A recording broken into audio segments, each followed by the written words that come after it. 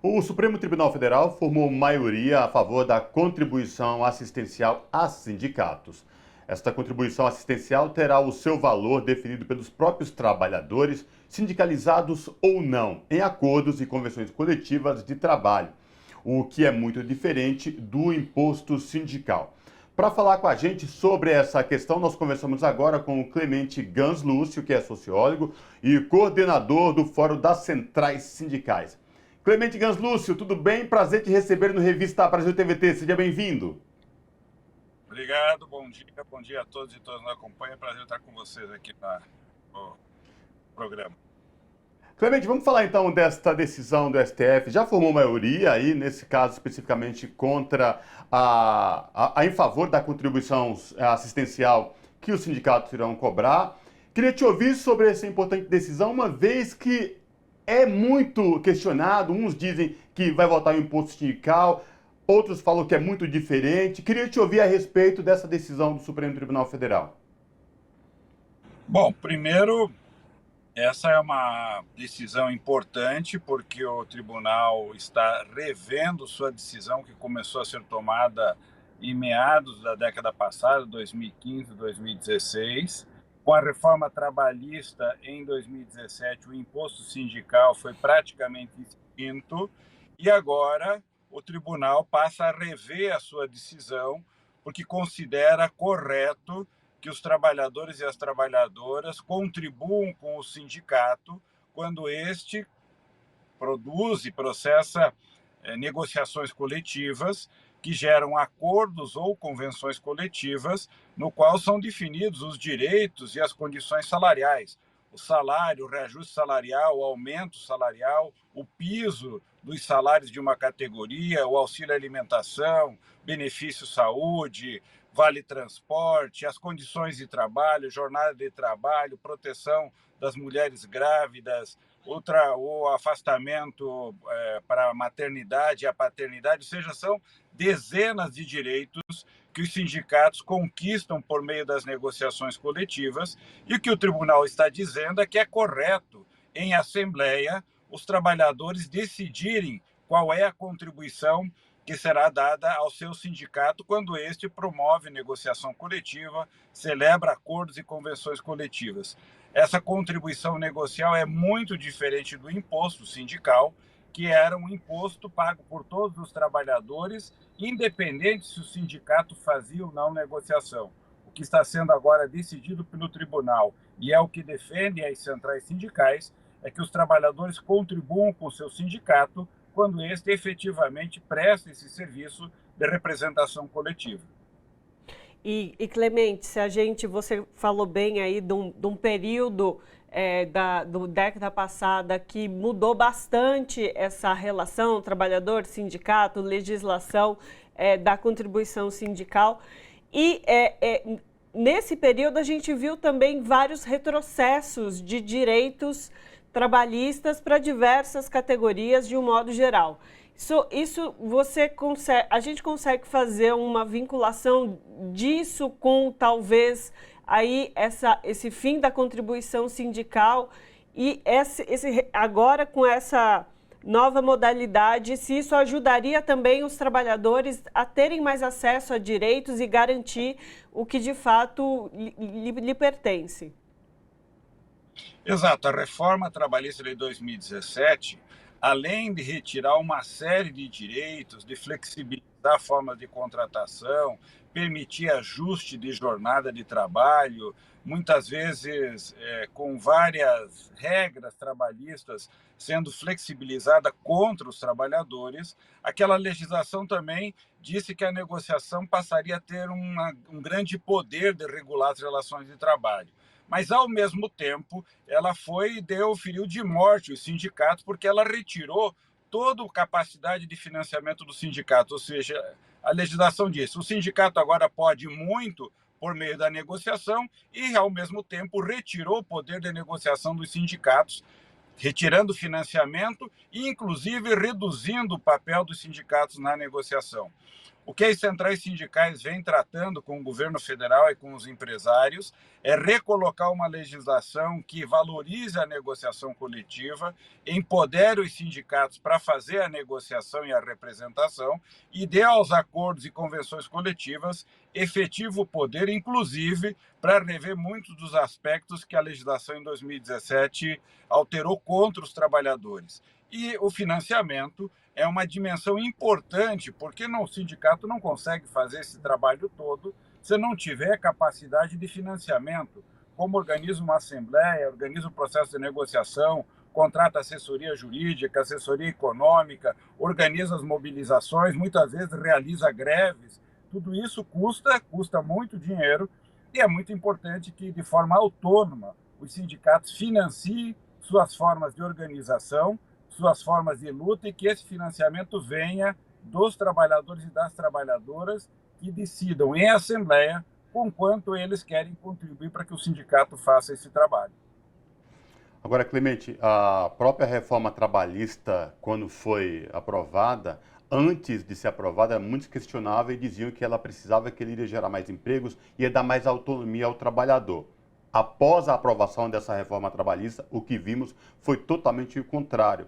Empregos precários, poder de negociação individual como eles queriam. O trabalhador nunca tinha vez e agora o Supremo vem para dar um basta nisso quando vem com essa questão da contribuição assistencial. A minha pergunta, a partir de agora, negociação com os sindicatos trabalhadores e a implementação desta contribuição assistencial será mais fácil e a luta dos trabalhadores por direitos começa a se equiparar depois de tantos retrocessos no governo passado?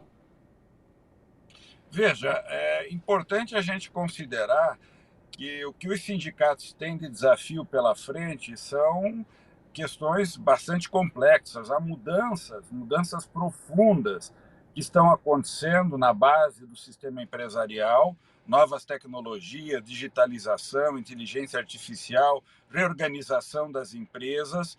Tudo isso afeta o mundo do trabalho de forma muito intensa, extensa, porque afeta todos os setores da economia, na agricultura, no comércio, no serviço, no sistema bancário, na indústria.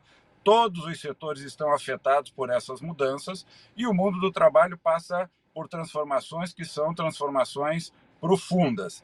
Essas mudanças exigem regulações. A lei não consegue acompanhar a velocidade das mudanças e o único instrumento capaz de fazer uma regulação adequada em tempo real, ou seja, na hora em que as coisas estão acontecendo, é a negociação coletiva. E para a negociação coletiva, a nossa Constituição é muito clara. O sujeito coletivo, aquele ente que tem essa responsabilidade, se chama sindicato. E um sindicato, para poder atuar, como qualquer outra organização, precisa de financiamento. Portanto, o que o Supremo agora faz é responder de forma afirmativa com uma das dimensões, que é o financiamento, sendo orientada agora para que os trabalhadores definam como faz o financiamento.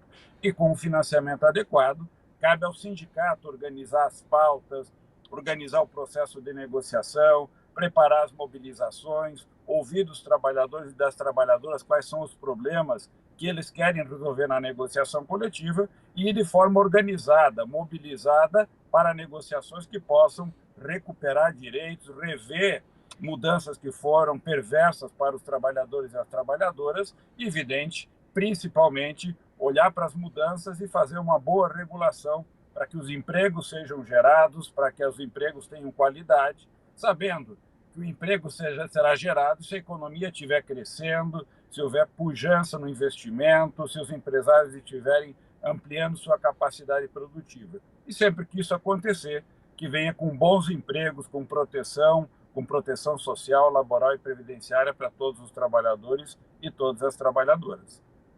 E nesse sentido que você coloca, Clemente, é muito importante a gente destacar que uma negociação coletiva ela não só abarca aqueles trabalhadores e trabalhadoras filiados aos sindicatos, ele abarca toda a categoria ali em negociação, mesmo que aquele trabalhador ou aquela trabalhadora não esteja afiliada ao seu sindicato.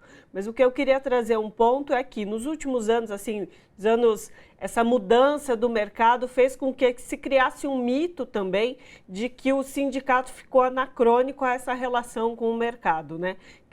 Um pouco a mídia ajuda, a mídia hegemônica, né, corporativa ajuda a proliferar essa ideia de que os sindicatos não têm mais essa representatividade, mas eu gostaria de ouvi-lo sobre essa condição que você coloca mesmo desse ente coletivo, né? Qual é a força, qual é a importância desse coletivo, desse corpo coletivo, nessa relação de trabalho que vem mudando, mas que a gente não deixa de ser trabalhadores e trabalhadoras, né? Exato. Bom, primeiro tem mudanças, como eu disse, mudanças que são extensas, coisas que ninguém conhece, nem as empresas, nem os trabalhadores. Nem sempre os sindicatos conseguem produzir a melhor resposta, porque há coisas a serem descobertas, precisam ser inventadas respostas para problemas que são novos. Então, não é nada fácil, é muito complexo. Qualquer criação em cima de uma situação que é inédita, como inclusive as novas tecnologias têm gerado no mundo do trabalho. No caso brasileiro, a nossa Constituição define que quando um sindicato faz uma negociação coletiva e celebra um acordo, ele está protegendo todos os trabalhadores, sócios e não sócios do sindicato. Por isso, inclusive, que o STF está dizendo que no caso do financiamento através da contribuição negocial, sócios e não sócios deveriam pagar e deverão pagar a contribuição que for definida em assembleia. Essa contribuição visa financiar o sindicato e, portanto, gerar capacidade para que ele faça esse trabalho de representação coletiva. Esse desafio da representatividade é também uma preocupação que as centrais sindicais têm com o modelo. Estão, inclusive, propondo, na nova legislação que pretendemos o Congresso aprove nesse segundo semestre, os sindicatos tenham ampla base de representação, representem todos os trabalhadores assalariados, autônomos, por conta própria, trabalhador cooperado, trabalhador intermitente, ou seja, não importa qual é a forma de contratação e de relação de trabalho, o sindicato deve representar a todos em todos os processos de negociação, deve, inclusive, proteger os trabalhadores no momento da homologação, fazendo assistência aos trabalhadores nesse momento de rompimento de um contrato de trabalho, e deve também ter capacidade, por meio das centrais sindicais, em tratar das grandes políticas de previdência social, a política, por exemplo, do salário mínimo, agora que retoma com o aumento real de salário, fruto de uma negociação das centrais sindicais, e tantas outras agendas que as centrais sindicais têm tratado. Esse ano, as centrais trataram com o governo federal uma nova lei que cria igualdade entre homens e mulheres no mundo do trabalho, ou seja, uma conquista importante que vai ter impacto especialmente para enfrentar as desigualdades entre homens e mulheres no mundo do trabalho. Essas coisas todas geram muito trabalho, geram uma adesão e uma relação com os trabalhadores e as trabalhadoras, e é nesse trabalho que a filiação, que a presença e a participação ocorre, inclusive usando tecnologia como essa do telefone celular, dos aplicativos.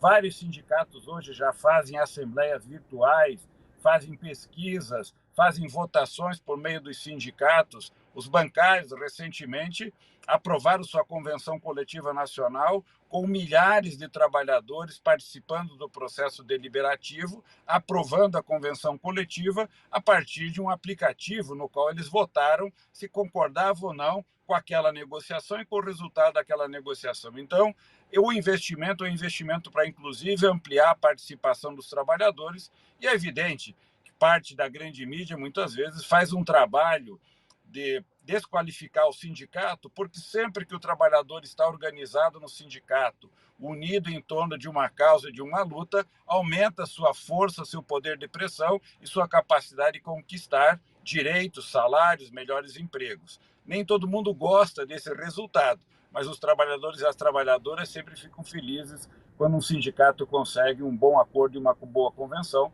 porque é o seu instrumento, aquele que ele controla, que ele tem capacidade, sobre a qual ele tem capacidade de decidir, que está conquistando aquilo que é direito do trabalhador e da trabalhadora.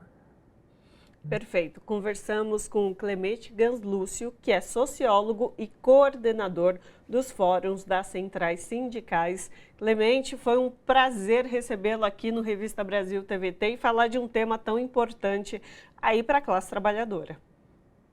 Prazer estar com vocês, um bom final de semana, um bom feriado para todos e todas. Abraço. Abraço.